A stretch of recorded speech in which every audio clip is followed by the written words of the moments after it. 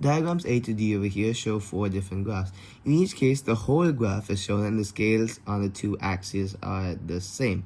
Place ticks in the boxes in this table to indicate which descriptions, if any, apply to each of these 4 graphs, and there may be more than one tick in any row or column of the table.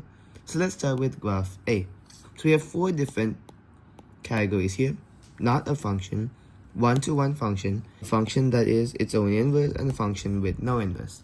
So let's take this one. Well, is this a function? That's the first one over here. So in this case, you have to just do the vertical line test. So over here, the vertical line, you draw it anywhere, it's still going to pass through only one point on the graph. And therefore, this is a function. So every x value has a corresponding y value. So we do not take this square there. Now, what about one-to-one function? So if we take one x value, it corresponds to one y value, like this.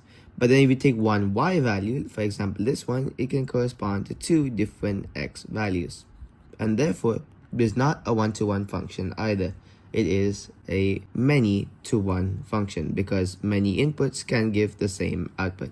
And now a function that is its own inverse. So if the function is its own inverse, that means if you reflect it along the line y is equal to x, which is this diagonal line here, the function will still remain the same. But over here, if you reflect it clearly, it's not going to be the same, and therefore this is not ticked either.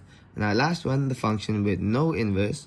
To find this, we can use the horizontal line test to check if it has the inverse or not.